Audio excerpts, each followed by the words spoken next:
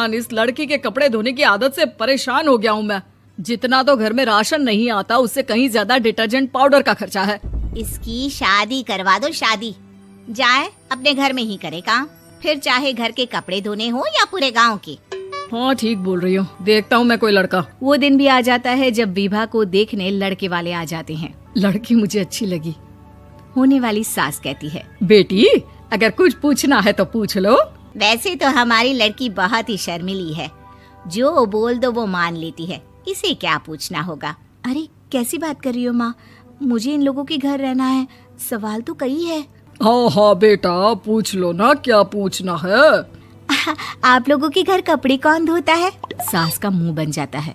देखो अगर तुम ये कहना चाहती हो कि तुम्हें कपड़े धोने नहीं आते तो सुन लो, कपड़े मैं ही धोती हूँ, लेकिन तुम्हारे आ जाने के बाद मैं रुमाल तक नहीं धोऊंगी। अरे चुप रहना भाग्यवान, बहू बेचारी घर आई नहीं, उसे डराना शुरू कर दिया। वो क्या है ना बिटिया, अभी तक तो ये कल्लू की माँ ही धोती थी, लेकिन अब तुम्हारे पापा तो दहेज में वॉशिंग मशीन देंगे ही।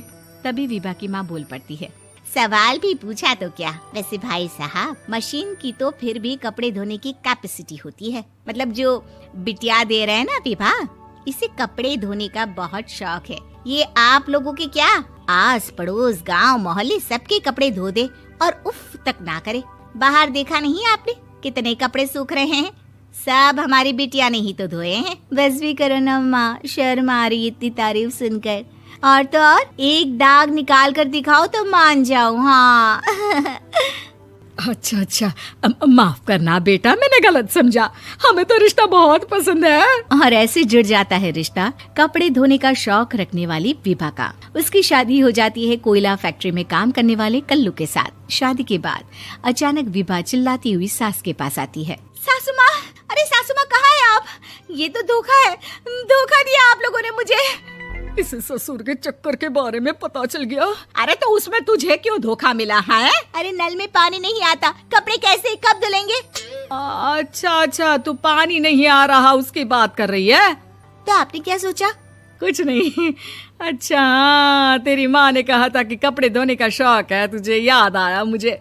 शौक बोलकर कपड़े धोने वाले मेरे जुनून को कम ना आके सासू माँ, कपड़ा धोना मेरा गुरूर है। तभी पति भी वहाँ आ जाता है। अभी मैंने इसे सनी देओल की फिल्म दिखाई है, उसी के डायलॉग मार रही है माँ। अच्छा सुन, साफ साफ बता रही हूँ, पानी सुबह 4 से 6 और शाम को 10 से 12 आता है, समझी?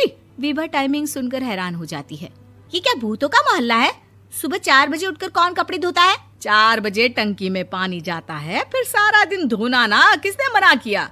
अरे कैसी बात कर रही हैं? 200 लीटर की टंकी में कितने कपड़े धो लूंगी मैं, सुबह ही उठ जाऊंगी मैं। अब क्या था, विभा सुबह 4 से लेकर रात के 12 बजे तक कपड़े ही धोती रहती। एक रोज सास पड़ोस से निकलकर कहीं जा रही होती है कि साथ वाली कहती है, हाँ कल्लू की माँ, जरा ये बताओ कि 2 साड़ी है, 2 ब्लाउज और एक पेटीकोट और एक नाड़े वाला लंबा कच्छा। हाँ तो? अरे तो क्या, कितना लोगी धुलाई ये बताओ। धोबन दिख रहे हैं हम क्या? हमारे पति सरकारी नौकरी से अभी रिटायर हुए हैं और बेटा सुपरवाइजर है कोयला फैक्ट्री में। धोबन समझ रखा है हमें? हाय रे कल्लू की अम्मा, माफ कर दो, वो तो मोहल्ले में यही सब बता रहे थे कि तुमने बहू को कपड़ा धुलवाने के काम में लगा दिया है। सास को पड़ोसन की बात सुनकर गुस्सा आ जाता है। वो घर पहुंचती है जहां घर के बाहर ही इतने सारे कपड़े सूख रहे होते हैं जितने कि किसी धोबन के घर पर। अरे ओ कल्लू की दुल्हन, बाहर निकल। माँ जी यहीं आ जाओ, बाथरूम में चादर धो रहे हैं हम। अरे अभी हम धोते हैं, तुमको बाहर निकलो। ये आस पड़ोस वाले बोल रहे हैं कि हम बहू से कपड़े धुलवा कर उसे कपड़ा धोने वाली बना दिए हैं। अरे छोड़ो ना माँ जी, किन लोगों की बातों में आती हो? आस पास के लोगों का तो काम ही होता है कि वो किसी तरह सास बहू को लड़ा दे। बहू सारे घर के कपड़े धोती है, ये क्या कम है? बोलिए। सास को भी लग जाता है कि वो बहू का ये सनकीपन नहीं छुड़वा सकती, इससे अच्छा है कि खुद ही चुप हो जाए। एक रोज सास और बहू मंदिर जाते हैं, जहाँ सास की साड़ी वहाँ खड़ी भीख मांगने वाली से मिलती है। माँ जी क्या बात है, आपकी साड़ी उस भिखारन से कितनी मिल रही है ना? हाँ देखो तो